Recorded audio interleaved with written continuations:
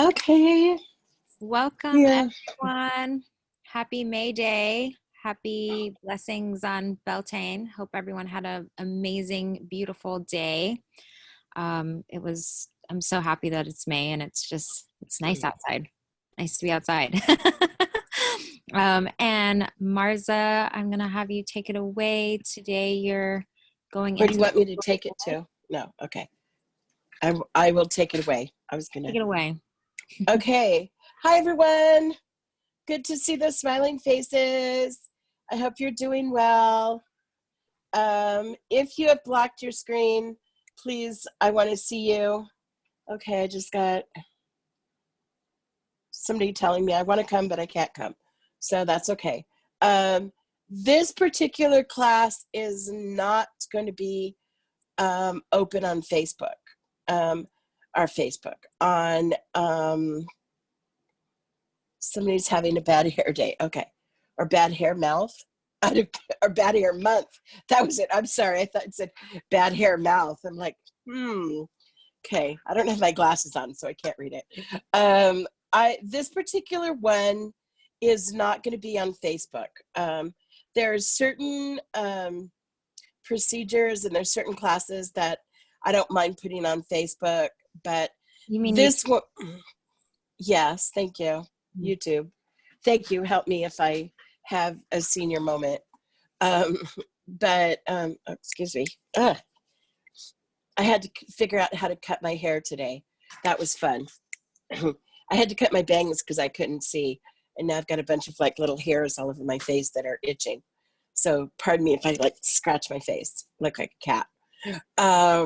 So anyway, what I wanted to share is that if you've missed any of the other classes, they're on YouTube and they're under the Academy of Oracle Arts. So you'll find them online. And Sonia, you got the other one up, right? The last class from last week? Okay. So anyway, just letting y'all know that those are up there to watch. This particular one won't be. It's going to probably have locked access. I don't know how to do that, but we'll figure it out. I just don't want it to general public to go on because it's a little bit more sensitized information. And as we work into more sensitized information, I like to build on building blocks. And since most of you have been here with me, I mean, I recognize the faces that have been here with me for a while. Even though this is open to everyone, other people may not understand it if, I just need to check something. So people may not totally understand it if it's not, you haven't seen the other classes. So if you're new to this class, please, the first class session I did, we put two of them together. They're called the Portals of Light. And this is kind of a prequel to this class. And so if you haven't seen that, then please go back to YouTube under Academy of Oracle Arts, and it is there. So, but this one is some of the light sigils, and I didn't really want to put those up on YouTube for everyone to use because they come with a responsibility. Let's just put it that way. And sometimes one of the questions that was asked in my circle, actually this came about a while ago, and people are asking like, well, why do we need to have hierarchy? Why do we have to have hierarchy anything? We all need just to be equal in the world.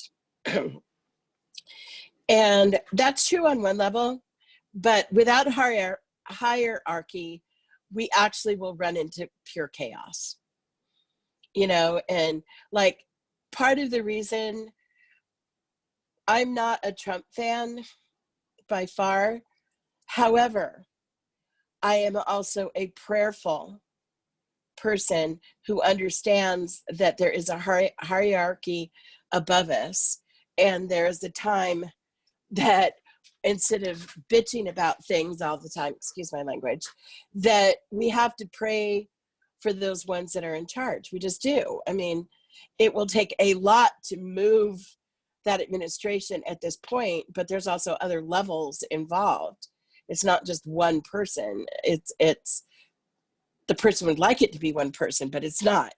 There's a whole layer of hierarchy. So in retrospect to that question about medicine or magic, if you were to give like an entire, if you were to learn all the mysteries in one sitting, you would blow yourself up. That's all there is to it. I mean, and that's why I've learned over the years, I think Becca is on here and she can contest that as well. Becca has been sitting with me for several years. And the understanding is that when you work medicine magic, when you're learning, you've got the neophyte, you've got the initiate, and then you've got the initiated. And to understand that each one creates an initiation. And upon that initiation, there is an opening of wisdom. Let's just say an opening of knowledge, but it's not wisdom yet. Wisdom only comes from experience. It doesn't come from knowledge. Knowledge, I can take a college course and I'm going to have a knowledge about United Symmetry. I've just been taking a class on United Symmetry, and understanding it's this class. It's pretty cool. It's at Stanford, and we're studying actually quantum physics and DNA. And so it's an online class, and understanding that symmetry of geometry, there's a hierarchy to it. Without one, you can't have two. Without two, you can't have three. Without three, you can't have four. So understanding that when you learn this work, there's a reason sometimes your teacher doesn't want you to know more than, like, you got to know, you got to do this. And when you take upon yourself the initiatory process of initiation, one, you can't be initiated by someone above their station. And if that person has not been initiated and walking that path, they say, oh, well, I'll initiate you. They don't have the experience or they don't have the knowledge to initiate you. So one of the questions that I always have for someone is the fact that, so who are your teachers? Who are the people that, where do you come from? What is your training? And, I've had some people go, oh, well, that's kind of rude. No, it's not. If I'm going to sit and learn from a teacher, I have every right to know where they've been taught. If you put yourself underneath a tutelage of in sacred work under a teacher, as well as even in a college course, you have the right to know who's teaching you. And if they're mysterious about it, I think they'd be seeing my hind end walking the other direction. Because like when people ask me, I have nothing to hide about who taught me, when I was taught, what I was taught. And that is really open, and what initiations I've gone through. Because if someone is going to sit on my blanket, as we say, and become an apprentice of mine, and I have certain hierarchies of different medicines that I teach and initiatory processes. But I'll tell you, one of the things that happened to me is that I had a young woman and a young man that I had taught them. They went to their vision quest, and they had been with me about a year and a half.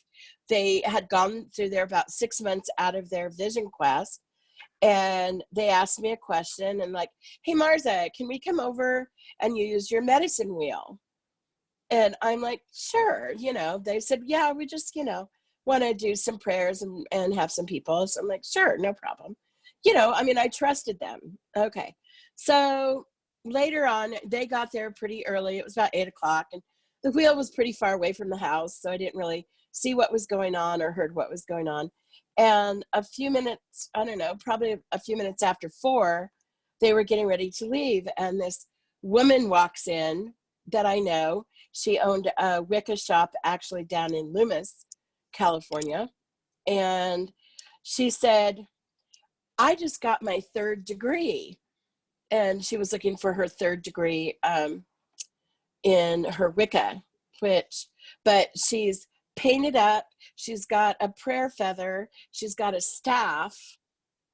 And I'm looking at my students like, she goes, yeah, I just had a vision quest for my initiatory process. And I'm like, what? So she proceeded to tell people that she had been through the vision quest, which that wasn't at all what we do. And the 2 students had no right teaching that because they were in no place ever to teach that. So the way this thing kind of worked out is that this woman that had just done, quote, her vision quest, she calls me up like a couple days later and she goes, I'm reading a book and I want to put a medicine wheel in the back of my shop. She had like a little backyard to her shop. And I'm like, oh my God, this is scary, because she had never even been taught the medicine wheel. And then to perpetuate it later, so let's move forward about 5 months later, I had moved and I was going through some personal stuff. I had gotten separated from my husband, and I had moved out to a house in downtown Nevada City. And there was a new metaphysical shop that it was called the Mystic Cauldron, and it had opened up on Broad Street. And there was all this buzz about, oh my God, there's a Wicca shop in downtown Nevada City. And the Chamber of Commerce was like, we don't know what to do. And there was all this, just this stuff. This was like in the 90s. And so anyway, I decided I'm just going to go to class because I need to find a group of like-minded people. So I'd gone to class, you know, a couple of the young women that was teaching. I could tell she was fairly new on her path. And she happens to say, oh, I want to invite everybody to my initiation into my Wicca, and we're going to do a vision quest in the evening that night. So it turned out that my students who had quested the other woman who owned the shop down in Loomis was now questing in a bastardized way of a lineage clan that I come from, and she was going to do this initiation on this woman. And at that point, I actually put down my medicine and I stopped teaching for a year. I just said, I'm not going to do this. This is not right for my lineage. This is not right for these students. And they were trying to initiate above their station. They didn't have the medicine or even know how to do that. And this is what I mean by check your references. Know who's teaching you and know where they come from. Because if you don't know that, it can cause you trouble, because initiations are so important that like our vision quest is, it takes about 8 to 9 months to complete our vision quest as far as just the preparatory. There's a preparatory that goes with it, and then the actual ceremony takes about a month to actually do the initiatory process. And then you have, it culminates in a 4-day ceremony up on the mountain where you go out on the mountain. But what we do is that we prepare you, one, with owl medicine. We prepare you with that you face each element. So every week, like the first week we call it death medicine. The first week you face air as the element. The next week you are going to face fire. The next week you're going to have water. And then the next week you have earth. And then the next week, which is actually the actual ceremony, you're going to go up on that mountain and you're going to face spirit.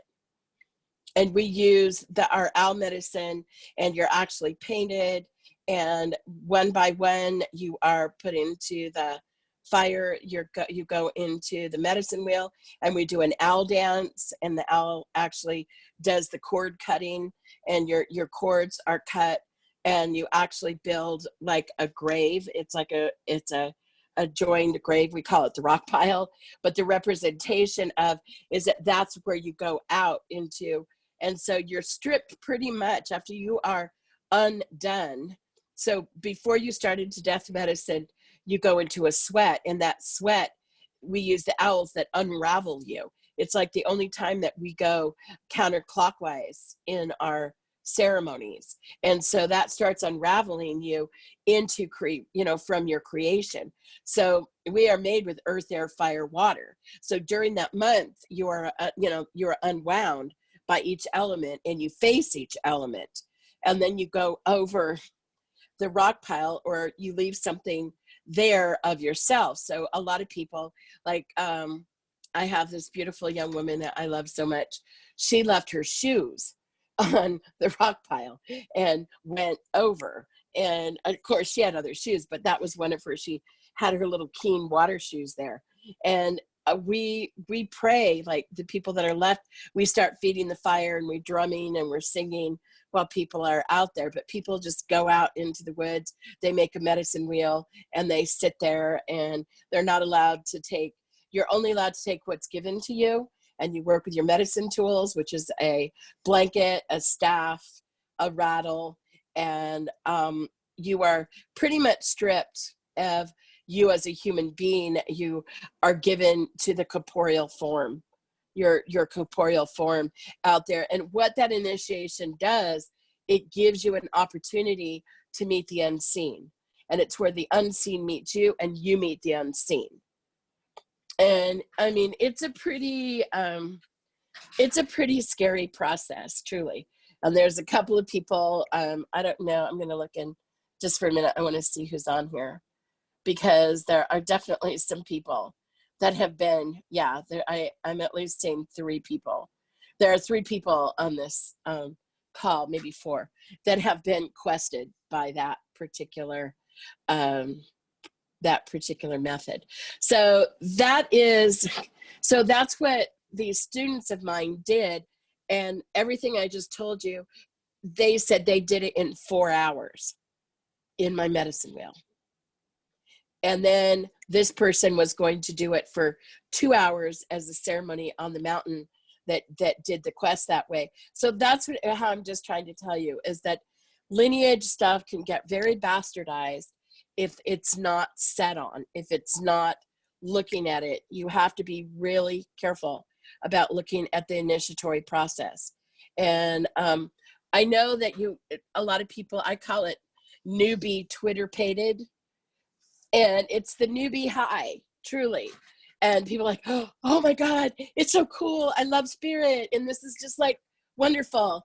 And people are like, oh yeah, yee, and the thing is, I really have to watch those students, because I find like, well, I need to read a book. And I'm like, well, I'm sorry, but I don't teach out of books, and I can align some books. So I do have some books that I do align that I know people. And so I say, sure. Like, go ahead, read the book. But if you're going to learn the class, you have to unlearn what you just read. And, the thing is, like, one of the best things one of my teachers ever did to me when I was learning how to read tarot is that, like, well, here's the book and here's the thing. And I'm like, yeah, here's the book. And she took the book and she threw it over her shoulder. And she said, no, no books. You have to go by your own senses. And so the initiatory process, of doing certain hierarchical medicines, you have to build a platform, and you have to be willing, you have to be willing to be humble. And believe me, this is probably one of the things that I fight with. I'm taking 3 different classes right now, and 2 of them are at Stanford online. And the other one is also, it's a mystery school class. And I find myself sometimes really judgmental. I'm in this mystery school class. I can't be judgmental at Stanford because it's totally left brain. And I don't know that much about what I'm studying, so I have to struggle with that. But when it comes to this mystery school, I'm looking at this person like, oh my God, you're so vain. You're just so vain. I can't deal with it. And I'm being so judgmental. I am being very judgmental. And I realize that as a teacher, I also judge teachers. And so it's really important to make sure that you come from a humble place. Medicine and magic, you have to come from a humble place to learn. And if you don't, it will run over you. Somebody said something, I couldn't read that. So if you want to say it out loud, please do. Well, Okay. With what you're saying, hi, this is Nancy. Hi, Nancy. I put everything in real big letters, but then I know you're busy and all that. My Achilles heel is when they say, oh, have you seen The Secret? Or Hayes says, the book, you know, she's dead now. Hayes quoted, if I'm having a negative experience, it's because I'm thinking it. To me, that's baby metaphysics, and it's so much more than that. I'm just saying that pushes my buttons, but I'm trying to have more of a humor with it than, you know, pushing my buttons. Right. I was just going with the conversation. Thank you. Okay.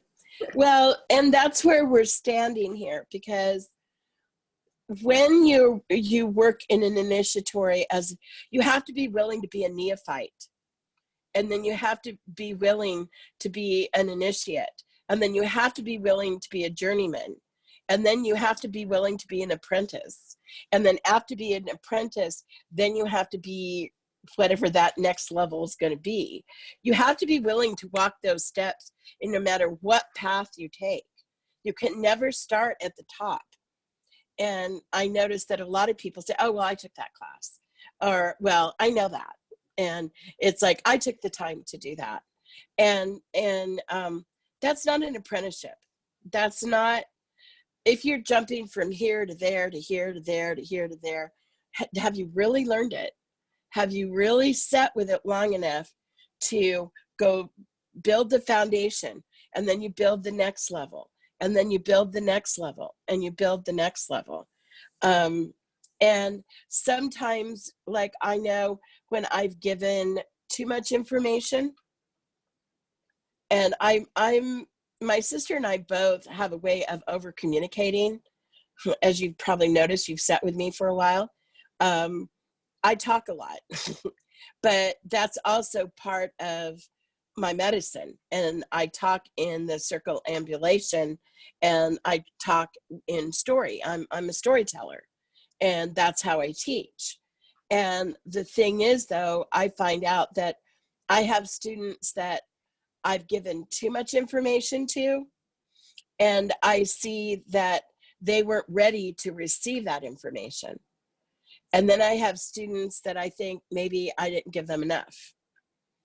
And as a teacher, that's what you have to judge about yourself.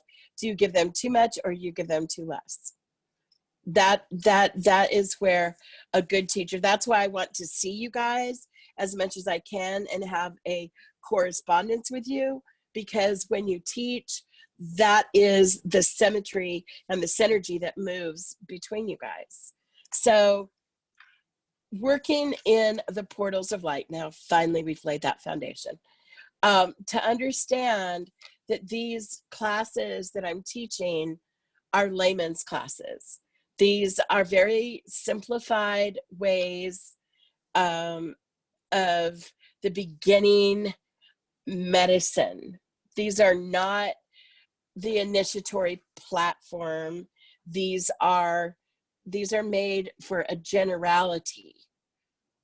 There's 2 classes I'm going to be offering, and actually it's been slapping me up the side of the head, and I was going to do 2 earth alchemy classes, which is one is my field class, which is in Nevada City, where we harvest and we go to my lab and we make things, and we're doing all of that. But then I realized that my online class, I don't know how I'm going to film. This is this kind of flower and this is what you do. And I have a friend of mine who's a professor at Southern Oregon University, and she's trying to teach her field identification class on Zoom. And so I've been sitting with her this last week, helping her do some of her, looking at what she's talking about with her labs. And I'm just like, that won't work. That won't work. And I'm realizing that this portals of light has been coming up and coming up and coming up. So I've spent this last few weeks thinking about it, and I kind of put paper to pen. So I'm doing an apprenticeship on Zoom, which is going to be the portals of light. And what that's going to be is being able to bring all of this together in a much higher and more extensive way to build on your light work. And it's what's really needed right now, exceptionally needed on our earth right now. Our earth grids are in trouble. And next week, I'm going to talk a little bit we did the 2020 prophecies revisited, but I just spent time with my elders at the medicine wheel this week. They came and we sat at the medicine wheel, and we talked about these channelings that we did way back in 1990. And in 1990, there were a lot of different channelings from one of our, what we call higher council, and those channelings were about earth changes. And so I'm going to share some of those channelings about the earth changes, about ascension. So I'm going to be doing prophecies, earth changes, and ascension next week. But I'm laying the ground a little bit today about that, because as we go into this place of great change, we're gonna have to learn the light codes. So I'm gonna go over 2 of the light codes today. There's different levels of the light codes, and these are the very entry part of light codes. And then the apprenticeship in the portal work is going to be much more in depth about working through portal space, working in unseen time. And then we work with the elements and how to work with the elements backwards, because right now we don't work with the elements forward, we work with them backwards. And that's the way of working with them. We're doing some of the work. I'm finishing a class on the physics of the Great Pyramid and about how that works into the global math of things. And I'm just finishing that class, putting that, and it kind of comes together with another class I took. I've been taking these classes since last year on the geometry of Egypt and the sacred geometry of Egypt. And so we're going to build on some of that, which also goes back to the light codes. We'll actually be studying some of Shakespeare's sonnets that actually have the measurements of the Great Pyramid within them, and also Leonardo da Vinci, and some of the studies there of his paintings that actually reflect measurements, and finding out that Leonardo da Vinci was actually in the Great Pyramid at one point. So there's some really interesting things that we're going to be studying in that class, but understanding some of these great, the golden ratio movements of the physics, and working with like the platonic solids and understanding the anatomy of the platonic solids and how they move through into that ratio of sacred geometry, and then how those move into the light codes. So that's what that class. So it's going to go much deeper. But today, for you guys, I think you see my chin. I don't know. I have my iPad. This is so mysterious. So everybody thinks, you know, as a teacher, this looks cool. Well, I'm sitting on my dining room chair with my iPad on top of a US postal box. That's why it bounces. So I'm being real creative here, you know. But I'm gonna try so that you guys can see my hands. So I may have to arrange the thing a little bit more so that you can see a little bit better. But light codes go. So we studied in the first class about the portals of light and opening the portals. And if you did not study that, please go back to the first class. They were 2 classes. So there's 2-hour classes. So there's 4 hours basically on the portals of light, the intro to that. It's on YouTube, and you can do this. This is now the second class that relates to that particular one. And so I'll kind of explain. I have worked with the Hopi elders pretty much for really the last 15 years. I've worked more closely with them, and the last 12 years, I'm kind of in the inner circle of the group of Hopis that I work with. And one thing that we've come to pass is that we always work with solstice, and in our solstice, I always get a call from the Hopi elders, and they always set the pace to what the medicine that we have to do prior to solstice ceremony, and then what is carried through solstice ceremony. So when working with the Hopis, I get my Hopi solstice call basically. And we work a lot with ash. Hopis work a lot with the peaky ash. And so working with the Hopi peaky ash, we put the ash inside the windows of the doors. We put them across the door jambs. And this is known as the dark days. And so they believe there's, and I get to know like when that starts and when it ends. And in those dark days, it's when it's when you're tested. And so they're telling you, don't go outside after dark, stay at home, because this is when the dark night of the veil comes.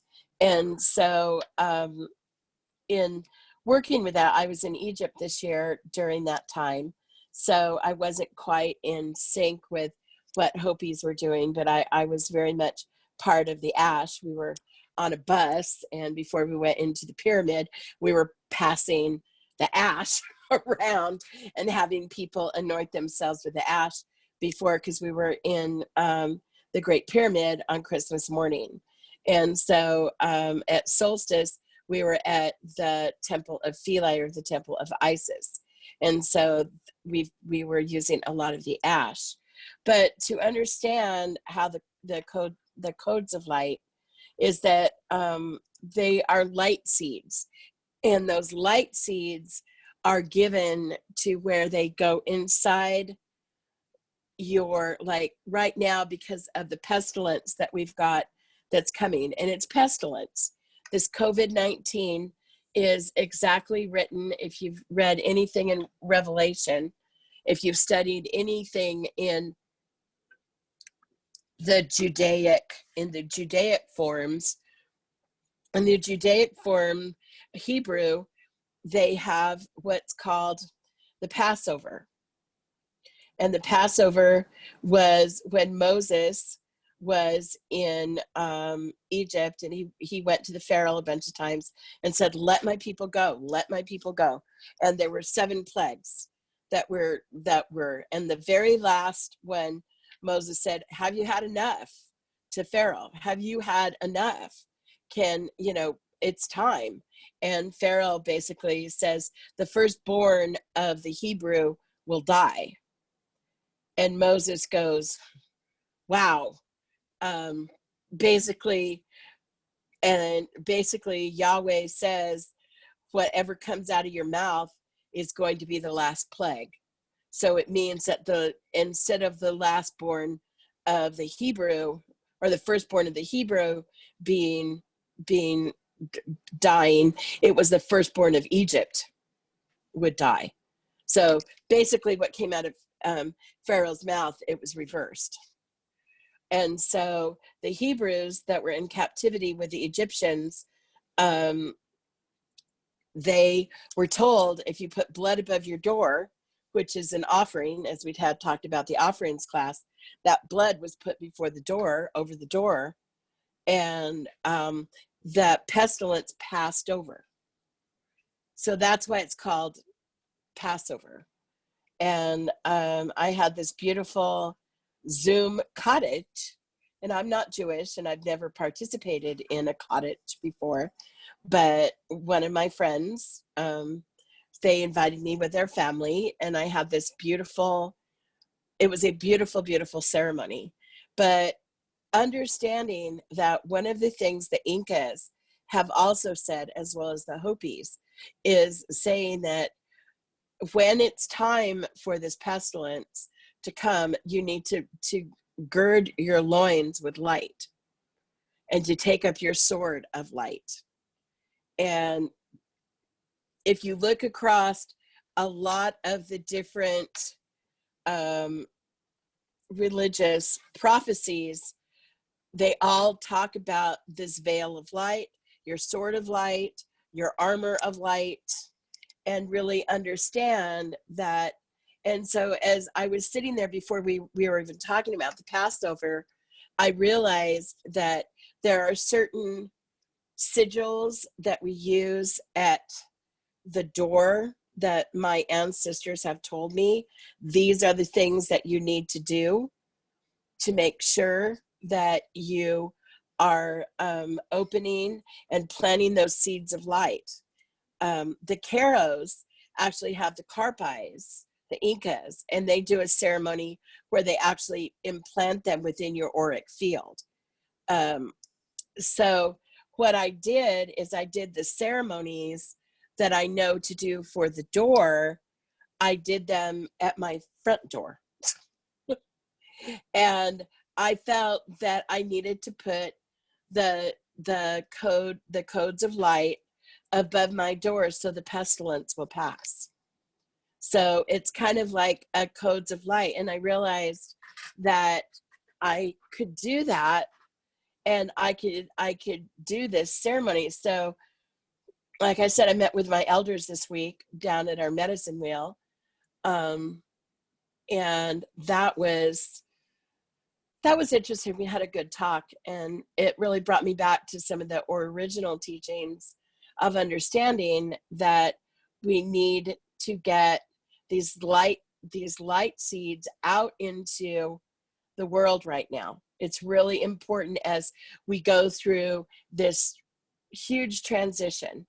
And part of the medicine, or part of the things that are going on, we've been seeing over the last 3 years a lot more partisan of the ways that we've got a huge separation. I mean, like, I look on Facebook and I really even just hate to read Facebook anymore, because people are just arguing.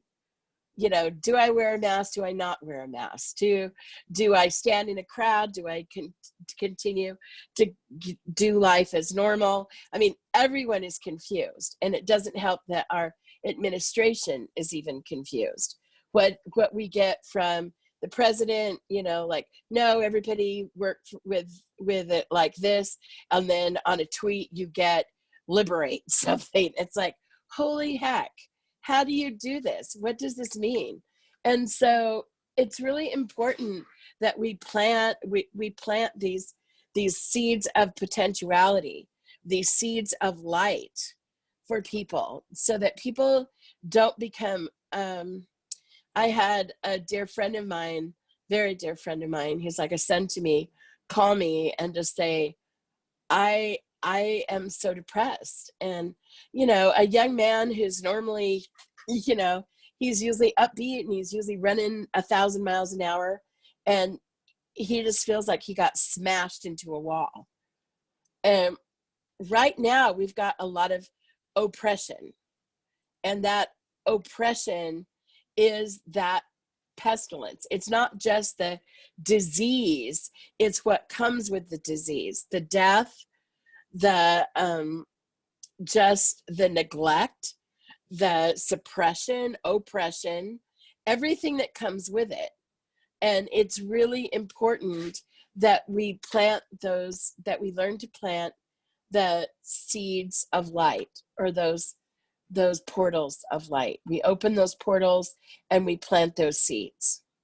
So one of the exercises I did in 2012, so for 12-12-12, I was up in Canada with my friends who have the ancient crystal skulls, and we took out a big map, and we had a world map on a flat surface, and we identified all of the places that were having strife, you know, like Kenya to Russia to China, and, you know, some in Indonesia.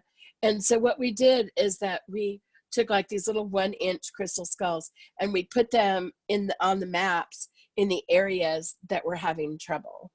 And then we sent light to all of those areas. And that's a really easy exercise for people to do, is like, if you want to just pray for the United States, well, then get a map of the United States out. If you have certain crystals, like your Lemurian crystals or Herkimer's or something like that, and like New York right now is really hurting. It's in just a stage of grief. Now we've got huge breakouts in Boston going on. I mean, they need heart energy and they need light energy. Those are two forms of light. So they're going to work with the heart force, and they're going to work with the light force. So to be able to put those there, we put rose quartz, and we put a Herkimer on New York and Boston, both of those areas. And now we're sending that light and that information to them. I use, I'd mentioned the Stargate Pyramid before. I think Andre's on board. He just bought one from Stargate Pyramids. And I also use the copper pyramids, and we use that as an amplifier. You don't have to have a pyramid, and you know, it just helps to sit and send your energy to those places. And it helps to have the seeds of light, to have a crystal that you can use, because sometimes that potentially you can program it and it can work even if you have to go to work, or, well, I guess people aren't working so much right now, but let's say you leave it on a part of your home and you just leave it there for a couple of days, that if you put that intention into that stone is going to continue to do that work on that place. And so I've learned now that I've put my altar on certain specific things, and when that altar is working, those seeds of light within those stones are actually taking my prayers to those places, like every day, every moment. So that's a way of working with those intentions and with those seeds of light. Also within yourself, you are a light being. And if you're not feeding yourself with light, you cannot feed other people. And we discussed this in my first class, and I can see April's face right there as she's smiling at me. And April lives in this beautiful area called Sedona and Verde Valley, and that is just a bowl of huge energy and things like that. What's interesting about Sedona, though, is that there are places that you can live, and there's places that you live on the outskirts of something. And I think she and I've had lots of conversations about that. My dad was raised in Sedona he came to live there in 1916, and Sedona was just starting to come up. And I often wonder what it looked like back then, because it was just probably dirt trails going here and there, no paved roads or whatever, and just the iconic beauty of it. But the energy there has its own crystalline matrix and its own vortex. You can go and gather as much energy as you want from there. It's taking it. Give away first with your prayers and your offerings, and then take what you need. Just take what you need from that energy. But then it's not a place, and unfortunately people think it's a place to live 24/7, and it's a place to do that. And April does not live right down there. She works there and goes in and out of Sedona, and they hike around and do those things that they need to do. But there's a time to visit those places, and then it's time to leave. People so much say, I want to, and Hawaii, there's places in Hawaii are like that too, or Mount Shasta, you know, and even Nevada City has its own kind of incredulous, like some people can really do really well there, and other people get spit out really fast. And that's also happens in Sedona. It happens in Hawaii. It happens in a lot of light force places, because your energy isn't equated enough, and it's not a place. It's a place that you go and honor. Yes, Avalon. It's a place that you go and honor yourself, and you feed your auric field of light, and then you leave. It's not a place to dwell in your human force all the time. You have to understand that you feed yourself and you feed the places. So I give my songs, and I open the portal in Sedona, because that's where the door is. And so I open it once a year. I do my work. I receive my transmission. I spend 2 days, and then shoop, I'm gone.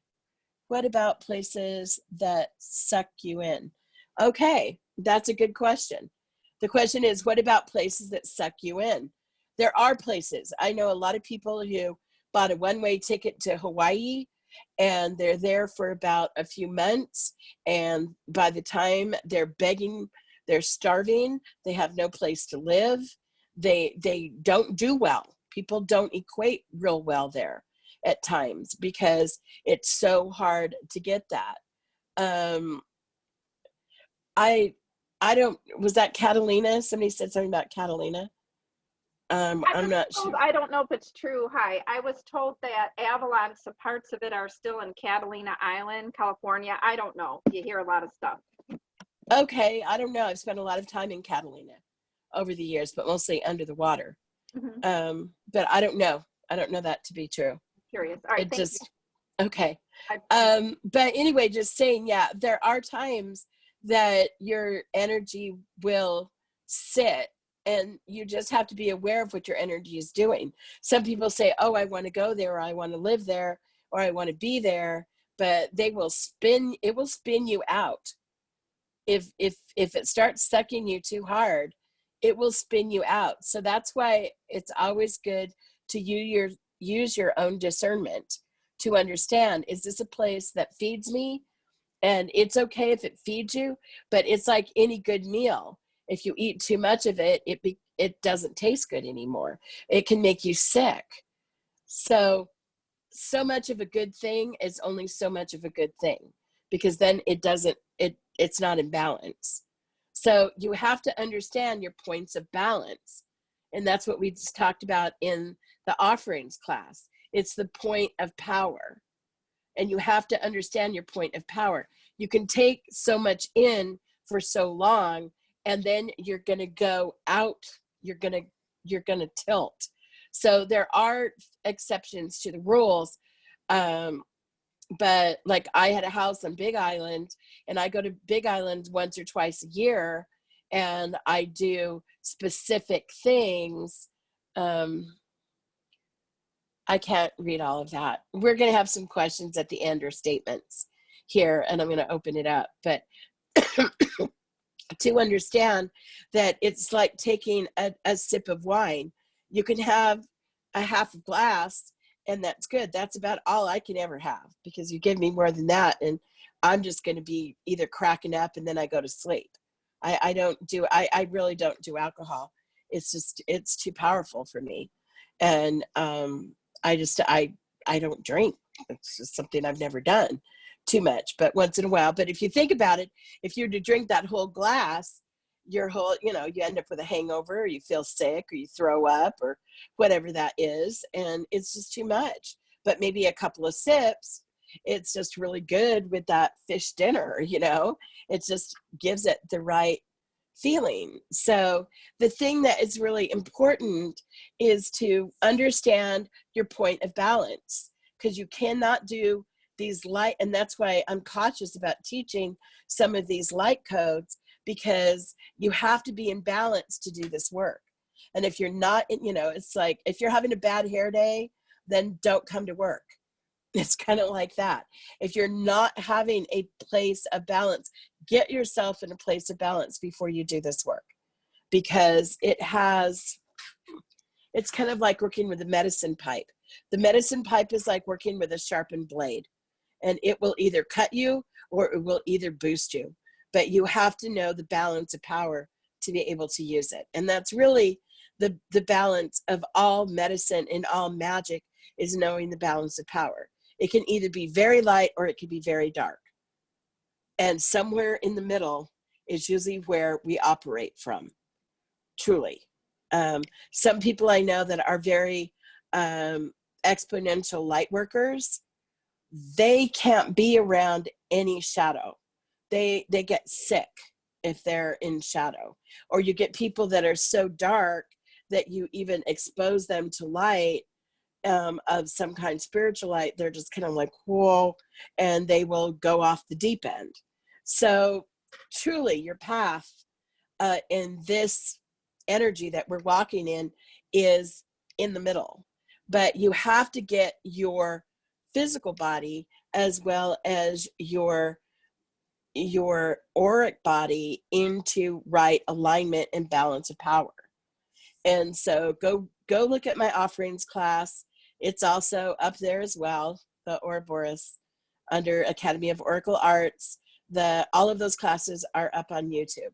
So please review back to that if you need to, about the balance of power, because you need to feed yourself. Really, really important, especially with this oppression that we're in, with this dark energy that we're walking through right now. And we're coming into the light. I mean, we're starting to feel, I'm seeing people, I've been out more this week than normal. And normally I've been at home and maybe going out once a week. And I've been out 3 times this week. And I'm noticing people are, well, of course, we have the protesters in Sacramento and all over the place. People are going cuckoo from being inside. But still, it's that finding that place that I need to feed myself with the sun. And that's so important, is to get that sun transmission. And I know I keep on saying it, but people go, oh, well, I'm a light worker. Okay, well, if you're a light worker, how often do you feed yourself with the sun? And they're like, huh? What does that mean? Well, if you're going to be a light worker, then you might as well know that you need to work with the light, And one of the best times that I have is that people go, well, I work with the moon. And I'm like, that's great. I love working with the moon. But the moon is basically diffractal light from the sun. It's the sun reflection. So it's diffused sunlight. So please understand that the moon is that, remember we talked about the opposites, that gradient point of opposites? That's exactly what the moon is the gradient opposite of the sun. And it's the sun's light reflecting back. And we here on Earth have kind of this so I make it real important that I usually in June, well, it's usually July, and usually the evening of July, and I'll let y'all know by email when I do it, but I usually will go down, if you're local, I will usually go down about 9:30 or 10 o'clock at night to Oregon Creek, which is my big swimming pool that I go to on the Middle Fork of the Yuba River. And we do what's called the Tapu Vai, and it's a cleansing. People that have been around me a long time know it. And it's what we use to cleanse. I see Mira's shaking her head, yes. And it's a beautiful ceremony that we use in the full moon. And it's always the full moon, usually in July or August, depending. And we meet down there about 9 or 9:30. And the moon comes into the pool right around 10:30, a quarter to 11. And it's about a 20-foot deep pool, and it's bright green. And when the moon comes over, it's this bright green. And I do the Tapu Vai cleansing, and then I receive that moonlight. And anytime you can receive that sun transmission in water, it is much stronger in your body. It's a much stronger refraction in your body, unless it's a sun temple, which I've discovered that I discovered in Karnak quite by accident, that was the most intense sun transmission I've ever taken in my life. And we threw up some pictures. I think that's in the first part of it. I talked about sun transmission. So please understand that you have to keep your vibration up. It's really, really important. I've been telling people, take vitamin D, take your amino acids, really what your body is craving, and make sure that you at least go stand out in front of your house or in your backyard. You don't have to travel any place special, but it's really good to make sure that your head isn't covered, your eyes aren't covered. You don't have to look directly into the sun. One of the shaman light practices that I was taught is that if you are looking at the sun, you diffuse the light and you look up and you do this. That way you're not injuring your eyes. You're still getting your sun transmission through your eyes, but it helps where it doesn't create a retinal burn. And that's the thing you have to be really, really careful about. If you're sensitive like I am, I'm super sensitive. I've got really light green eyes, and I am so photosensitive to light. And so I find that I wear my sunglasses most of the time, but then there are the times that when I'm making a specific, so it's kind of like you take time to do your bath, make time to do your sun bath, and also is to feed, like I'll take my candle, and I'll put my candle right in front of my solar plexus, and I'll scoop in the light into my solar plexus. Because there are times where, here in Northern California, we'll have 10 days of rain and we won't see the sun for 10 days. And as we do that, I'm from Southern California. I'm a sun girl. So 10 days in cloudy weather, I'm about ready to be a snail and just crawl on the ground. Because I just go to ground when I don't get the sun. And so one of the things I have found really, really good was to just use that light into my solar plexus. And it really helps. It really helps feed. And it can't be, it's got to be a flame of some kind. So a candle, if you have a fireplace, put on the fireplace. And during the winter, it's really good to feed yourself with light. Also take your vitamin D. If you're not getting it in your food, make sure you take a supplement of vitamin D. And because of this shut-in thing, I've been taking my vitamin D. I hate to take supplements. I'd rather get it through my food. But right now, It's just weird. So I take supplements, and it's not my first choice. But it's really, really important to be able to put all that together, to be able to put that platform together, to make sure you bring in that energy. So, you know, I like to go, life is changing. So I'm not saying, oh yeah, I'm going to Hawaii this year and swim with the dolphins. I don't even know if that's possible. Even though one of my best friends lives on Maui, and you know, I have a place to go if I want to. But the bottom line is just I don't know if that's in the cards for anybody. I don't know. You know, I might get excited going to the supermarket. You know, I still have hopes to going to Arizona. That's about as far as I'm thinking. Yes, April, I'll come and see you. But it's just really important that that you feed yourself with light. And I was trying to figure out how to get into the water because our pool here where I live is closed. And so I'm just like, oh, great. Okay. And the river, it's still too high and it's still too cold. And I'm not going to, you probably can't get into it until June. And so I don't know. And, you know, if the beaches are open, who knows?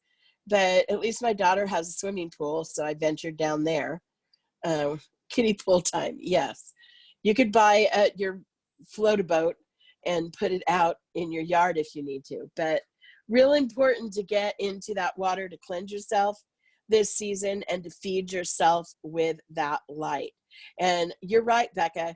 If you have to go buy a blow up kiddie pool and you can put it in the backyard and you can sunbathe in the kiddie pool, they have those little 2-foot blow up swimming rectangle pools. Those are probably big enough that you can fill up and you can actually kind of float in it and lay in there for a while and get that sun transmission and really get that third eye, really, really open that third eye. Really, really important to tune your pineal gland. Super, super important. Go online. I had talked about it before. Jonathan Goldman has a pineal tuning fork. Really, really important. I think we're going to be carrying them at the academy here soon, but right now we don't have them. So please, it's the pituitary gland tuning fork, super important. They also make pineal gland singing bowls, and those are on Amazon. So you can get them on the Amazon. Just look up pineal singing bowl. It will come up.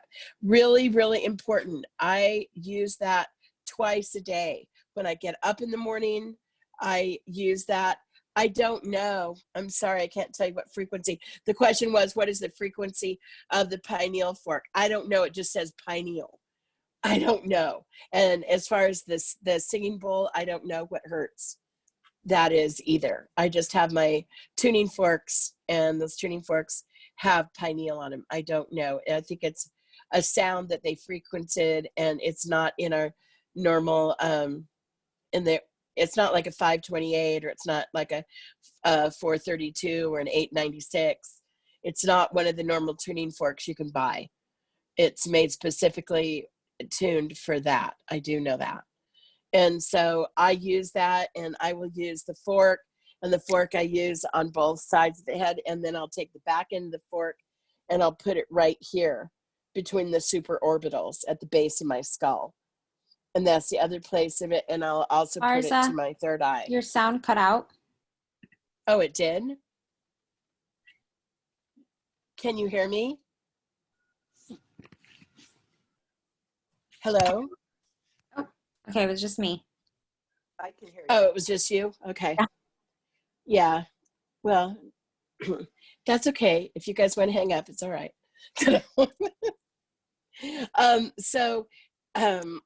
Somebody, okay, Amrita wants a question. Amrita? Yes, please. Hi, Marza. Hi, honey. I just wanted to say, well, wanted to ask you a question about, you talked about keeping the frequency up and how you know some people who are very sensitive to shadow. And I find myself to be very sensitive to other people's shadow, and I can feel it come up a lot. And it's really uncomfortable for me to be around, especially a lot of the time. So I don't know how to either change my perspective towards like not feeling bad to say no to people that I care about, or is there any perspectives or, teachings you can share with that, please? Yeah. Absolutely. It's called the empath. Right. And as an empath, we become people that you're like the earth's tuning fork, and especially attuned to people's energies. Some people are attuned to places. Some people are attuned to other things. Your tuning fork is people, probably, and how they manifest. And so there are certain things. Black tourmaline is something really important. If you're doing some heavy work, that you put black tourmaline. People say just wear it. This means it hangs right here, like you can't see me. Yeah, okay. A little bit farther. It's going to go down right just below your boobs. Okay. In the middle. I'm not going to put the camera there. But anyway, it's just down the boobs, down the middle. That's your solar plexus. It's below your breasts, if you're a woman. And it's right in the middle of, like, above the belly button and below the breast is right where the main solar plex area is. And when that hits, it's really important that that area is covered. So many people like put it up here, like right. They put it up here. Oh, well, I'm wearing a necklace. Okay, well, that's good. That's gonna like help you right here. But as you know, most people take things in through the solar plexus, and when they take through this, they don't even take it into the brain first. Energy first arrives anywhere in your body within your solar plexus. Wow. From your solar plexus, it actually is registered in your heart. Your heart has neurological material in it. When that heart beats, or your heart wave, that heart wave distributes the information from your solar plexus. So that's why it's really important that people that are having sensitivities, black tourmaline is really, really good. There was a question about source of black tourmaline. I have black tourmaline. If people want black tourmaline, please contact me offline. You've got my information, will pop up, and I will, because there's all types of different black tourmalines. I am really persnickety about my black tourmaline. I like a double-headed, I like them double terminated. The ones that I use the most. I took Isis and Eve one year to the Tucson Gem Show, and Eve was so cute. And she's like, look at this. And she got this like black tourmaline. It's this big, double-ended. And she goes, oh, this feels so good. Well, most people that are not empaths, if you give them a piece of black tourmaline, you go straight to ground.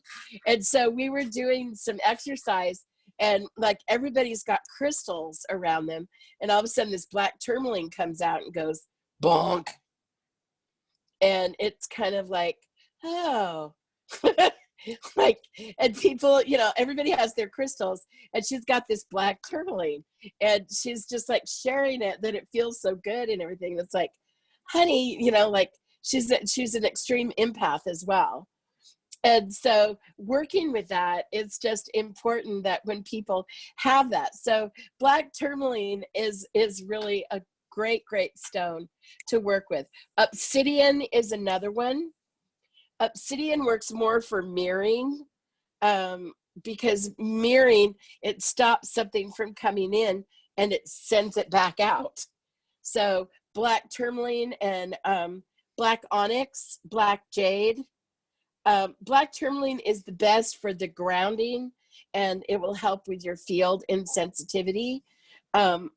Then I like obsidian, and I also have a beautiful black obsidian mirror that's about this big, I mean, it's about the size of a 50-cent piece, and I have it on a long chain, and I wear it in front of my solar plexus sometimes, because I was on this panel of people for this thing in New York at the first of the year, talking about prophecies and everything. And it was, I just know some of the time that I have in New York, it's different than people in California. So it's usually right up in your face and kind of like, what do you know? What do you know? And it's like, ah. So I knew that I was going to have 100 I'm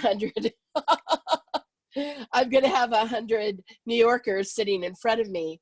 I was really good to wear my black, my black obsidian, because of that way I was negated. I wasn't pushing my energy back too much. It was a place of where I could reflect. And so whatever came in was just given back in a good way. It wasn't given in a bad way. It's just that I was in my own bubble and I was protected. I didn't have anything coming into my solar plexus. So that's where people make a mistake. They usually wear it up here. I know you can't see, but I don't want you to see anyway. But anyway, they wear it between their boobs, or they wear it up here on their neck, somewhere like that. Black tourmaline for your solar plexus, if you're wearing it for protection, belongs where your solar plexus are. That's important. So when you're working, like people that have heart, they're not feeling good. Their heart is feeling very sad and things like that. They need heart force. Well, then that would be like a rose quartz or ruby or something like that. And that needs to be worn like between the boobs, that's right where your heart is. And that's a really good place to wear it. So that's what I see time and time again, that people make the mistakes of wearing it in maybe the wrong place.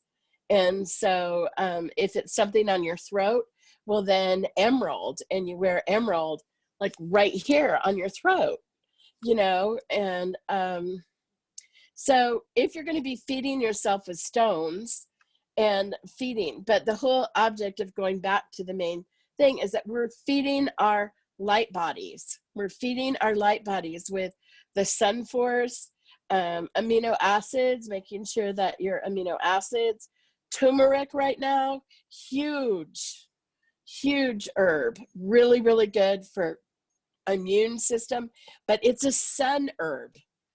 Turmeric is a sun force, and different herbs have different forces beyond just plants.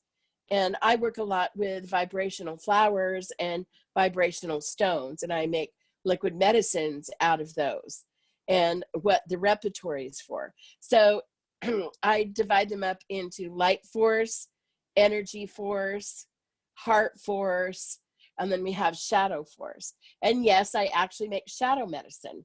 And there's a time that people need shadow medicine, which is, I don't know if I'm saying, Amitra.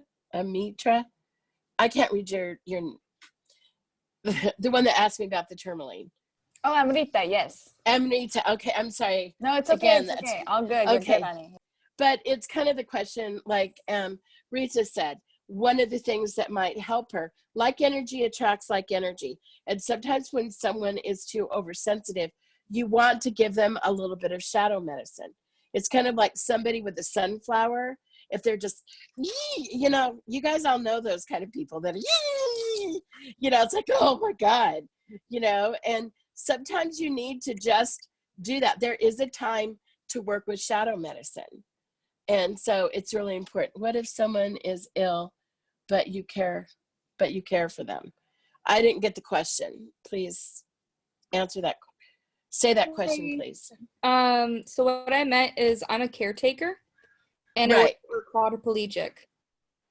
And I am really empathic, as you know. Right. And it's been physically making me ill, and I don't know what to do. Okay, well, first off, the black tourmaline would help. because it's guarding your solar plexus of having that energy coming into you. Because as a caretaker, you find that that energy is pulled from you. Your life force energy in a caretaking situation is usually pulled from you. So that's why you want to keep that energy forces pulled from your light body and not your life force. So when you're having energy pulled, we went over this in the first class, when it pulls of your life force, you don't want it to do that. You want to feed your energetic body so that you can feed it, and you do your caretaking from there. You don't do your caretaking from your own life force. Yeah. And so protecting your life force, also it would be using with light force, you would be using the light codes, and you'd probably be good to install a couple of the light codes within that home. That way that gives you the passage of light when sometimes it can seem oppressive. And we're going to do that here in a few minutes. Fantastic. And that's what, but I wanted to give you guys the premise of building ceremony and building exactly what those light codes are, and how important that is to understand that when you open these light code, that you put the light codes up, it's working in the unseen, working with sigils. And sigils, we've worked a little bit before. Sigils are a place or point of energy, and it's when we open. So when we open the light, one of the light forces, it's always like this. We work with our third eye. So it's sitting, and you take a deep breath.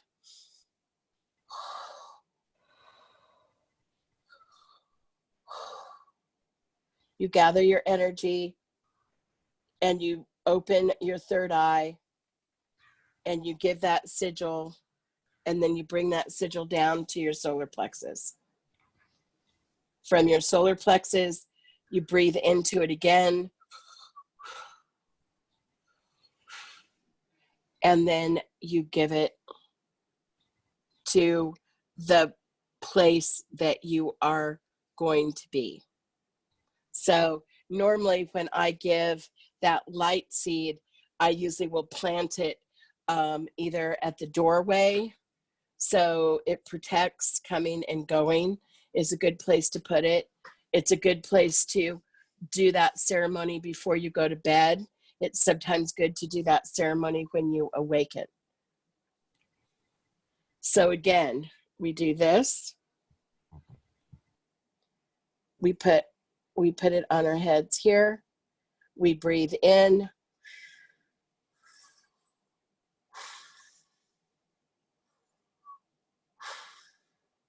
Then we put it on our solar plexus. We go down to our solar plexus. We breathe in. At least 2 breaths or 3. Then we put it to where we're going, and we open it up here. So from here to here to here. So you're opening up your third eye track. You're opening up your solar plex, and then you're putting this into the unseen to open it up to the seen. Does that make sense? And you leave. And we had worked on this in our first class and talked a little bit about it, is that you're developing your own sigil. And that own sigil is how you greet the unseen. So this is the sigil for light and opening up. But if you, my sigil is this, and then I bring my arm, and it's this, and then I do this. But that is the way I call myself in, which means 2 clouds meeting. But I also, when I seal or open, when I seal something, like I'm a lightning bolt. So I do this, I go like this, and then I go back up through it. That is saying, it basically says Marza was here. And it basically says no one of no one has the right to pass through the light or back through the light. This is where you stay. This is where the light is, and this is where I seal it. So that's how I seal. Once I do that one code of light, I will seal it. So I will keep it open. Once I keep that one code of light open, then I will put my own sigil on it, and that will keep it open into the unseen. But that also is that code of light. So it's taking that light from the etheric body, it's putting that into a symbol of form in air, which is the united field, and it says, this light and nothing can pass through here. This is the code of light. So only light will be driven here, and anything else will be driven out. That is one of the main codes of light, and it's really important. Super easy to do. However, you have to do it. We had talked about intent, motive, and purpose. So in know your intention is why are you doing it? The motive is basically look at why you're doing the medicine or why you're doing the magic. It's like, oh, this is cool. I don't do something because it's cool. You have to have a reason for doing something. So it's important to know what you're doing, how you're doing it. The next thing after that is the purpose. What is your purpose? What is the purpose? So intent, motive, purpose, IMP. This is not something you do lightly. However, like Becca, you were talking about in your caretaking situation, black tourmaline, probably over the solar plexus, not every day, not all the time. And the other thing is that you would also put the light sigil above that. So that way the light sigil is there and you can call on that light at any time, if that makes sense. It's important to call on that light so that you can feed yourself from that light. So when things get a little wonky, you have that portal of light that you can always get to, or that light seed. And that makes sense. Thank you. it's really important because I have little light seeds all over the place. Yeah. Because that only feeds, that only allows the light to come in, and it doesn't allow the darkness to come in. And it leads, like, there are times where I just need to have that light vibration. I need to up my vibration. I do a lot of energy work for people. I do a lot of charity work for people, a lot of pro bono stuff. And I find that sometimes I get to the end of my light source and I start pushing out life energy.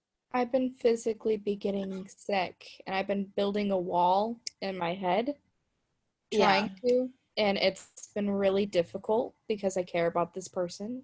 Of course. And maybe you and I can have a private talk about it and see what else I can do. That sounds good. But I think also using Becca, since you're speaking up, I'm going to use you as an example. I've known Becca for several years now, and we've watched her in her graduating from high school and going to college and doing all her adventures. And she's had some really hard things. I mean, some really hard things. And yet she goes to ground easy, just under, although knowing most stress of what she's been under, I wouldn't really call it going to ground that much, truly. But in the sensitivity of things is that it's building that light body. It's continuously building that light body. And when you're in service, you are constantly being fed on. Just look at, you constantly are being fed on. Yes. And but you're volunteering. It's kind of like volunteering to be, Dracula's assistant at times. And it can feel that way. It can feel that way in caretaking sometimes. It's a great job and it's a job of service, but it's also can be very, very taxing, very taxing. And the thing is, you have to feed yourself the light, because otherwise you're going to feed off of your life force. And that's why it's good to have these little receptacles of light that you can get into, these light codes. And like I said, this is just one of them. And I'm going to give you one more before we depart here.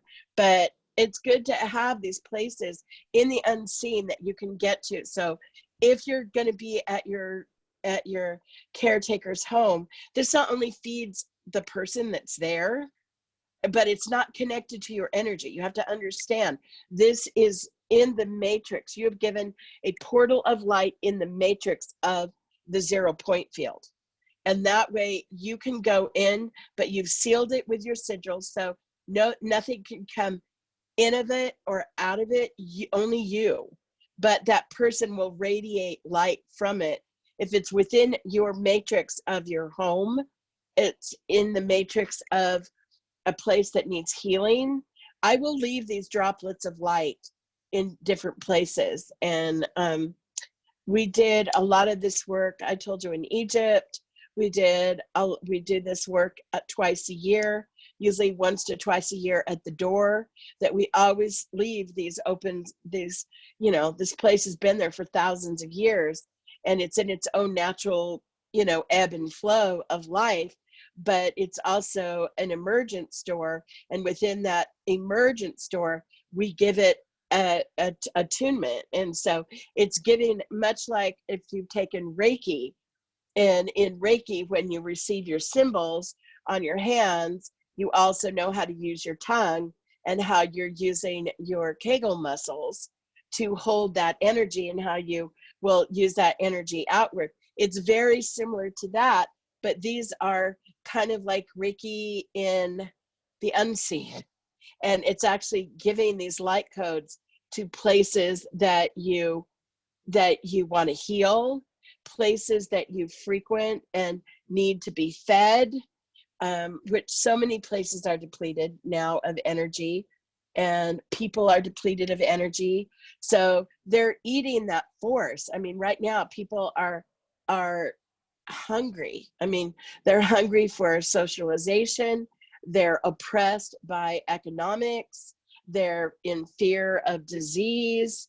All of this is rampant right now in the human spectrum, not just in the United States, but all over. And deep grief. I mean, there are people, I mean, think of all the thousands of people that have passed away, and think about those portals that have naturally opened and closed. They have their own natural opening and closing, but that's a lot of people to leave the planet at one time. It's a lot of soul consciousness that we are leaving. And I see on Facebook, like, well, I don't believe in COVID, I don't think, and I'm like, ugh, okay, well, that's fine, that's your story, and everyone has their story, and you need to respect that. But for me, I know I'm better working in the unseen, and I'm working in these portals of light to bring this around.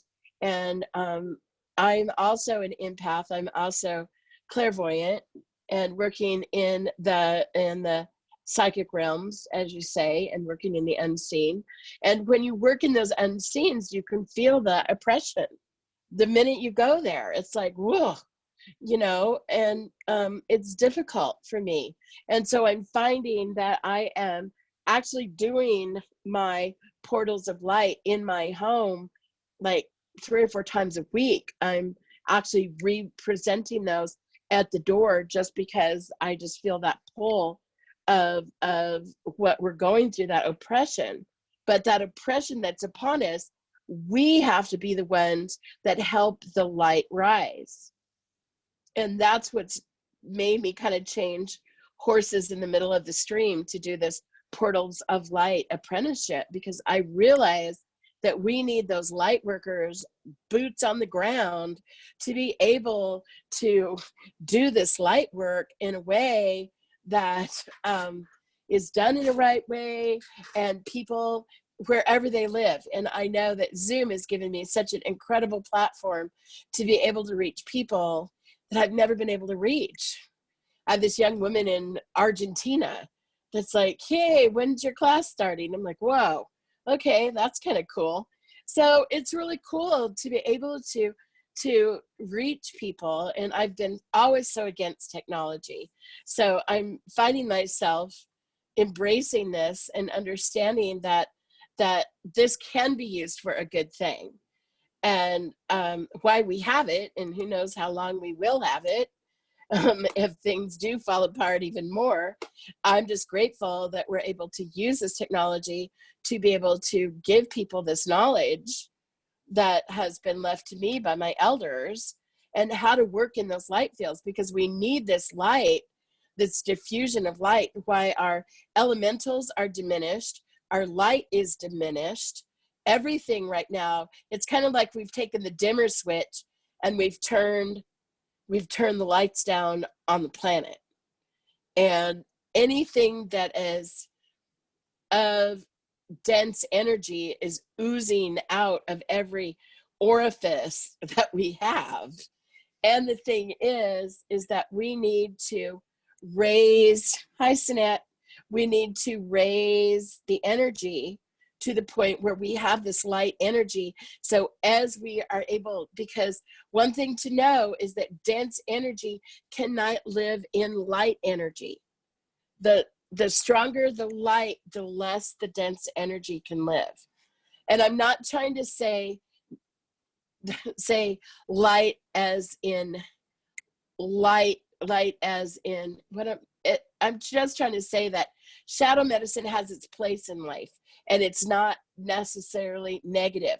They're all spectrum of light. They're all spectrum of light. It's how you use it. It's how you use it. And one of the things in class that you will learn is Introduction to the Dark Arts. And no, I didn't go to Hogwarts, but to understand, I studied with a Hogwarts master, let's just put it that way. But if you don't know the dark arts, then how will you know that they're even there? Or how do you know they're even in use?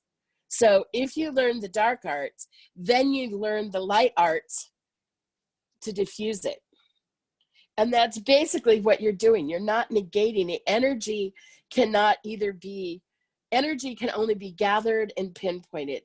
Energy is always there. You can't create energy, and you can't destroy energy. Energy can only be given in the time that it's focused, and then it's diffusion. So we're in oppressive, dense energy. What do we do with it? We can diffuse it, and then it becomes that place of a much lighter place. So we're actually in a really good place. I mean, it sounds really horrible, but it really isn't. I mean, we're in this time that we had to stop. We had to breathe. I have a good friend, my friend who does the posters for this class. She's actually in Mumbai, and she and I talk quite a bit, and she's my graphic artist. And she's an amazing young woman named Namita.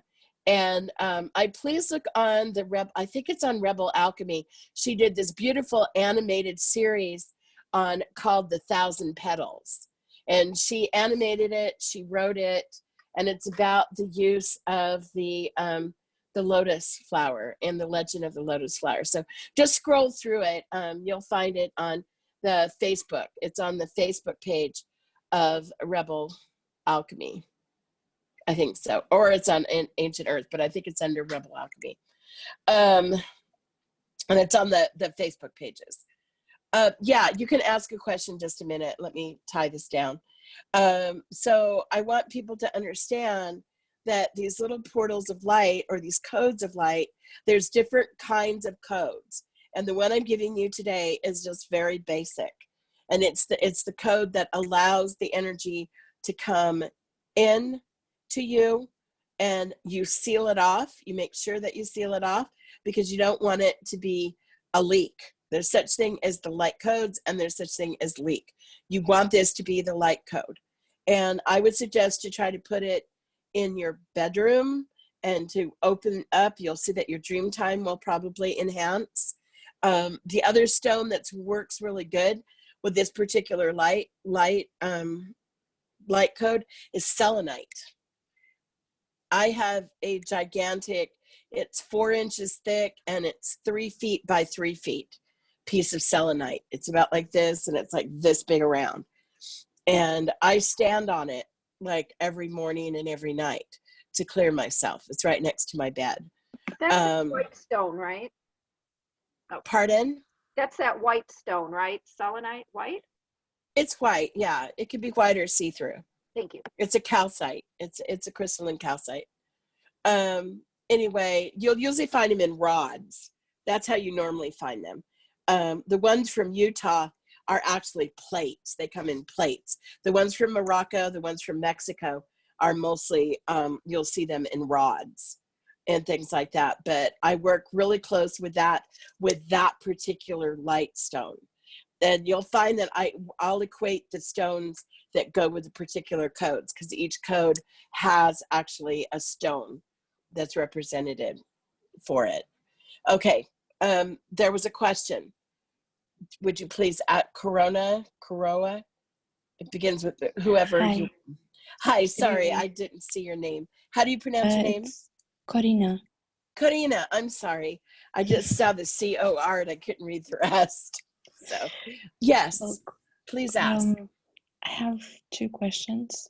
Okay. First, I would like to know, if possible, more about the light seeds. I'm not quite understanding.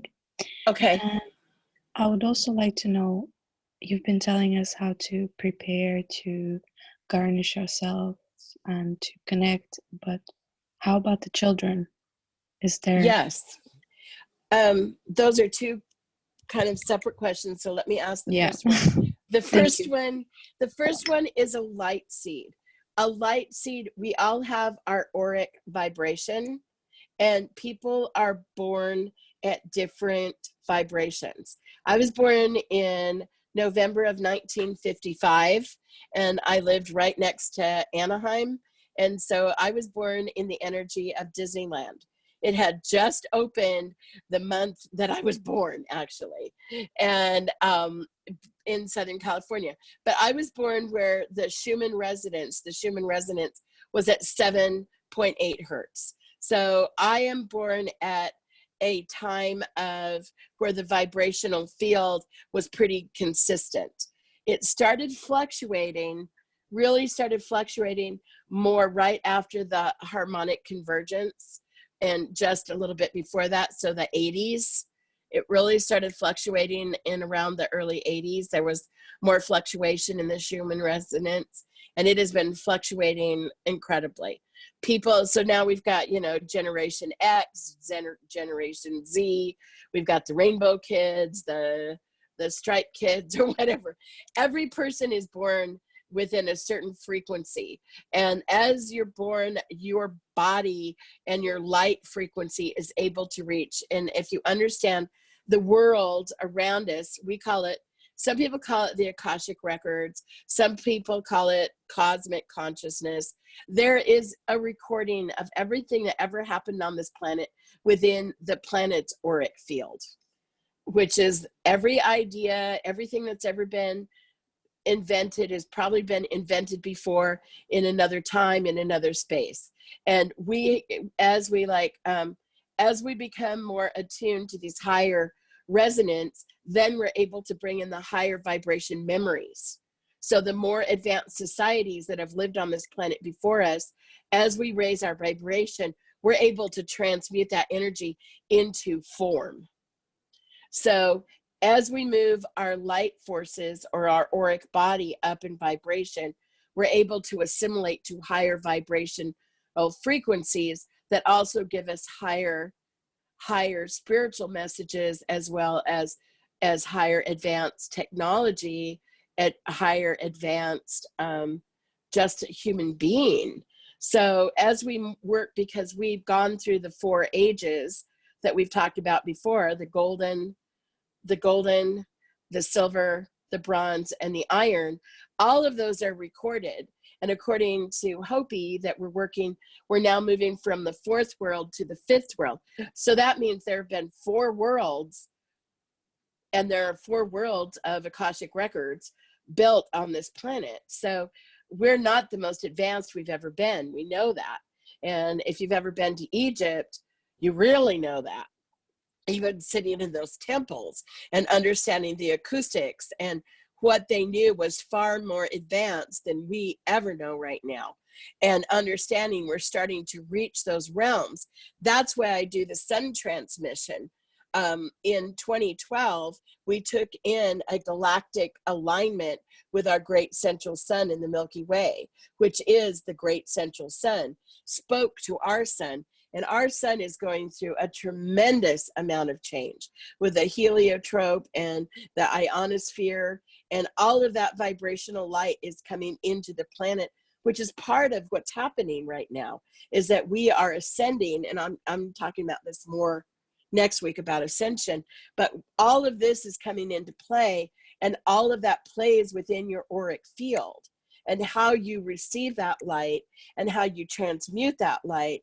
And that is really the Egyptians and the Atlanteans and the Lemurians before that. These were all civilizations that had knowledge of spectrum of light and how to use it within their auric field to co-create the consciousness, to lift your consciousness up, to be able to impede the information coming into you, to co-create on the planet, to evolutionize how you work with the planet, how you work with the elements, and co-create you into a higher spiritual realm. Okay, question number 1, answer. Question number 2, children. It also goes with the vibration. My firstborn was born December 27th, 1980. And I look at his vibration. My next child was born December 12th, 1986. Big difference in kids, just in how they relate, just how they move. My next one was born in 1988, February 19th, 1988. The next one after that was born February 14th, 1999. And so to understand, all of these children have a certain frequency that they were born with. They, the ones that were born later have a more aptitude towards technology. And yet my oldest, Nick, he's an IT guy for 500 medical clinics in Tennessee. So he's he's brilliant. This child is brilliant. Always argued with me why to leave the cereal on the table, because I'm just going to use it again. Yeah, we're going to have some question and answer period. So to understand, children are innately born with a different frequency according to the Schumann resonance. And right now the Schumann resonance, I was born at 7.8. The Schumann resonance is now up to 148, and then it drops back down. So it's constantly moving. And Schumann resonance is a measurement of light, of platonic light, and how it comes into the ionosphere. And that is what creates the Schumann resonance. And understanding the ancients with the pyramids, the bent pyramid has a root 5 to a root 6 ratio. And when it bends like that, it actually causes what's called a Planck field. And if you've been around the bent pyramid, they say, oh, well, the Egyptians they changed their mind. BS, I'm sorry. They knew exactly when it goes from root 6 to root 5, there's actually creates a Planck field within it with the resonance, and it blew off the 4 corners. The 4 corners of, there was a big thing that happened. It also resonates at F flat. If you go into the Great Pyramid, it also resonates at F flat in the King's Chamber. So understanding, and also the sarcophagus is not a sarcophagus. You can hit it and play it, and it plays at A432. Which is interesting. So understanding that these ancients knew a long time ago, these kids innately are born at a higher frequency, and they can bring in that information like that. That's why we have these little prodigy children running around everywhere. And so it's like, they are born with a light. They are born with that within them. And so it's really important to understand that these children resonate automatically. Children tend to close down, and it's interesting. Hopis, I got the cue, Sonia. The Hopis will not cover the heads of their children until after they're 5 years old. I think it's one of the most brilliant things I've ever heard. They take in that sun transmission. On their 21st day of birth, they're given to the sun. Also the Hindus, on the 21st day of the child's birth, they are given to the rising sun. And they are given that sun transmission. And so these children do not wear hats.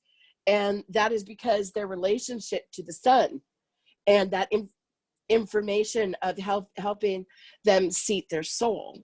So it's important, like my children, all of my children went to Waldorf schools. And the reason being that is that that's why we moved up north here, is so that our children could go to the Waldorf schools. And they went to Live Oak Waldorf in Auburn. And the reason being is because I wanted them to have that openness. My oldest son actually went to Horizon Charter School. And so we have Ubid's Charter, which was also started by George Hofflecker, which was my daughter's teacher for several years. And now we've got Ubid Charter here. And really important to keep the children open and not to just bog them down with memorization and regurgitation. And I'm grateful that my children had that, because as adults, I see who they are and I see how they are co-creative in their ability to think. And they can, you know, we're a family, we've all had our issues, but that type of education helps children to stay open to think and to be able to give them that opportunity to keep their vibrationals up. So it's really important. Okay, I'm going to do one more sign and then we're going to take about just 2 questions. So the next sign I want you guys to look at is you're going to do this right here. Oh, you can't see. Okay, here we go. Sorry, it might file off the box. So you want to put your hands right here like this. Then you put this right here. And then you open up. You open up like this. So it's like this. And you breathe in like 3 times. Then it's like this. And then it's like that. Marza, Yes. I still can't see what you're doing on your chest. Okay. I've got my hands overlaid like this. Okay. Then you roll up to here, and then you bring it up to here. Okay, got it. Thank you. Okay. And that in doing is that you're opening up this is getting energy from your heart chakra. Then this is getting energy from your 3rd eye. And then you're opening that to the universe to be able to give that. So that is another sigil to allow that light to come in. So one of the light codes, that code is to leave that leave that in the unseen to take light. The next one is to open to the light. Right or left? I don't know what that means. I just wanted to ask if it's left on the skin and then, or on the body, and then right over. Yes. Okay, thank you. And then like that. Yes, it is. Thank you for noticing that. Okay. All right. I've got to take questions now because I don't allow enough time for questions. Also, she'll put up my contact information. If you're first with me, we accept donations for the classes. That helps buy my groceries for the week. So appreciate whatever you can give away for the classes. If you can't, that's good too. Take the light and may it bless you. And she'll put that up at the end. We have 10 minutes. Questions. Okay, now there's no questions. Yeah, well, I just wanted to I've double got check. a question. It's left hand on the heart, right hand over. Yeah. Okay. Left, left, up, up.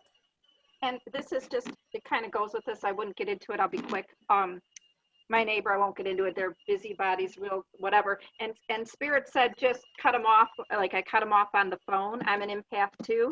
And I'm feeling that in emergencies with people and things, sometimes he was feeding off my energy and he's into conflict and all that. You know, he's this drama queen guy. But I don't know. I was just guided to comment on it for this. How do basically that's where that you I use my sigil.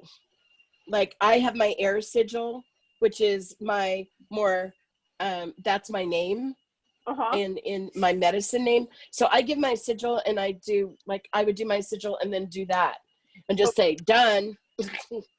Done. Just do so. Okay. All right. Because yeah. Okay. Okay. I just think you're welcome. Ella, you had a question? Oh, hi, thank you. You're welcome. Yes, I You're just welcome. typed it to you. I'm not sure if you can hear me. Thank you so much for your beautiful sharing and transmission. You're welcome. Great. It's an honor. Thank you. You're welcome. I just wondered if you had a little bit of time to speak a little bit to the fifth sun and what that means in the time of the fifth sun coming.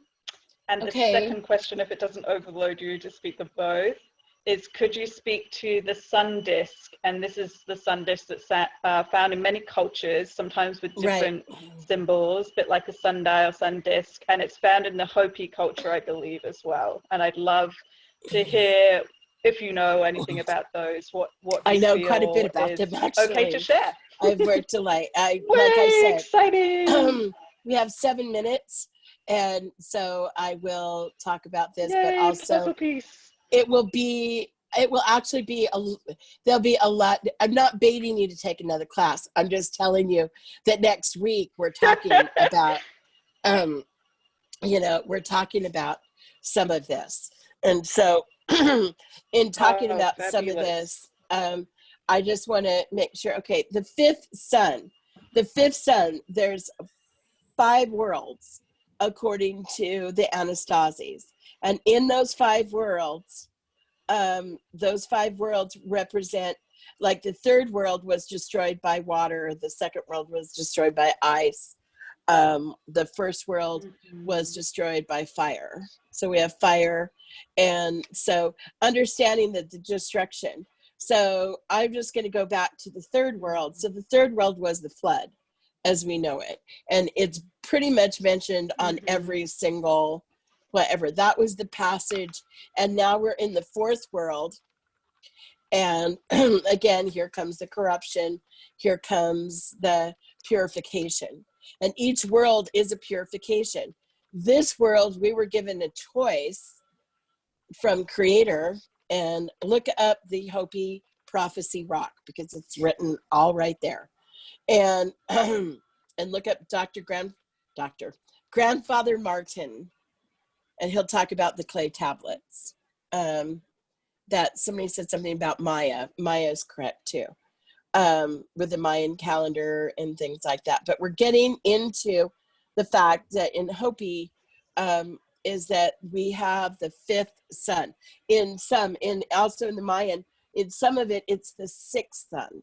Some of the Mesoamerican cultures are the sixth sun.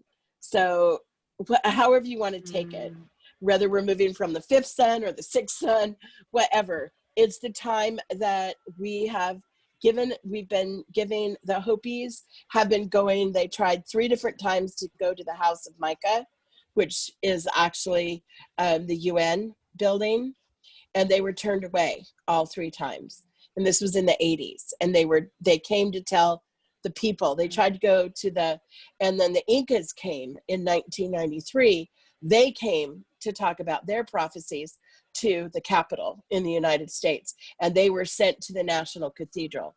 None of the Senate, none of the Congress, none of the president would see any of these people.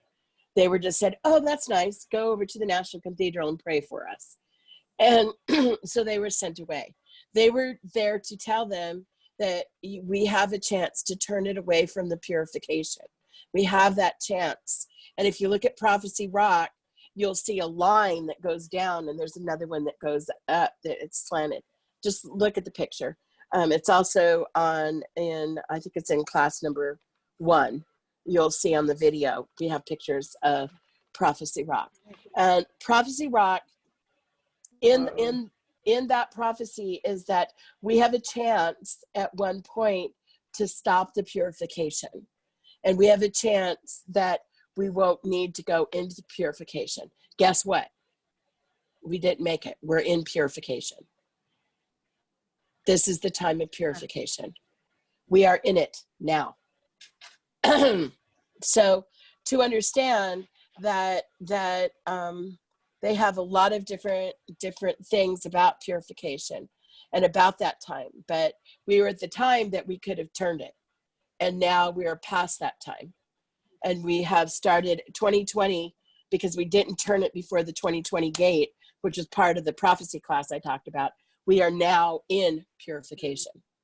And that's why I'm bringing this light codes in, because it's so important for the light workers that are doing that work to do it. And that's why the Inca came, the Inca came to my front door in 2010, literally came to my front door and said, we're here because we need to give you the light codes, and people that you know, we need to put the light seeds within your vibrational field so that we can actually do the work. And somebody had just said about the Bible, also in the Bible, Revelation. And Revelation was the most esoteric of all the disciples, and also wrote the Gospel of John. So read John, read Revelation, just sun bear, bright dawn, dark day, Hal Lindsey, The Great Late Planet Earth. These are more, that's a Native American book, and the other one is a Christian book. And I studied with Hal Lindsey back in 1978. I had an opportunity to sit with Hal Lindsey in one of my youth biblical courses, and had a chance to sit with him.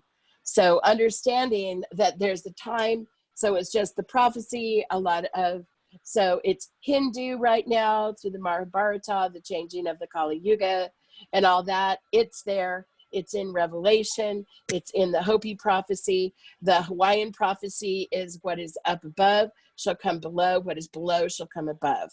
And so the heaven, as it says in the Bible, the wars will start in heaven and will come on earth. Guess what, guys? That's what I've been talking about. We're in purification.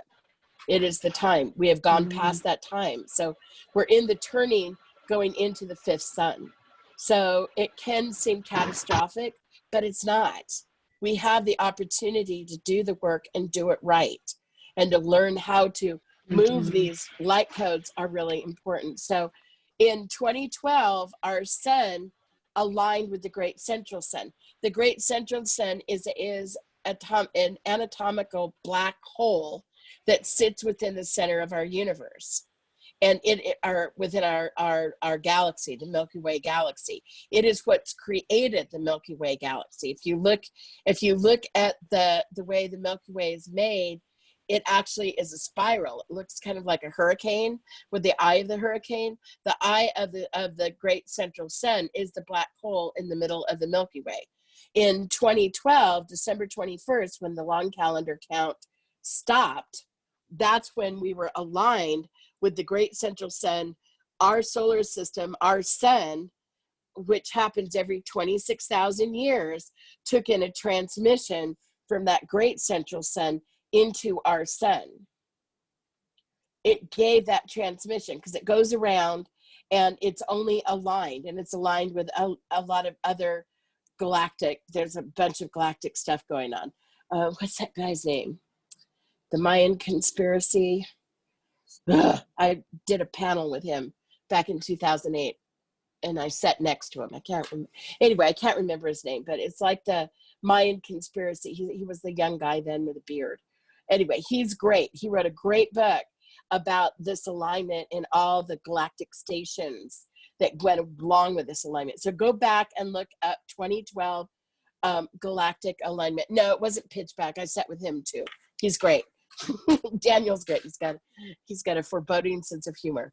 No, I forget his name's James, maybe. Just look it up. He's amazing. And so, oh, there I am. Anyway, if you want to know anything, there it is. There's your, that's where you put your, if you want to pay, you can pay Ouroboros for a donation. If you want to talk to me more, that's where I am. And so please get a hold of me. That sort of thing. So anyway, the great central sun, we took in a transmission, which means what our sun took in, we took in. And that gives us all the availability of being able to take in that transmission, which raises our vibration. Our vibration got it actually, which is the first part or part of the ascension process of planet Earth. It's also part of the ascension process of mankind. And so from 2012 to now, we have been going through preparation for purification. And at one point, we probably could have turned it, but we didn't. We haven't. And therefore, the minute we walked through that 2020, boom, we've been at it. We almost had World War III, January 3rd with Iran, if you remember, when we killed their high. Anyway, that got turned down. But like I said, we've got these waves of things coming, and we have to be prepared for it, and we have to do the light work so that we don't have this happen again.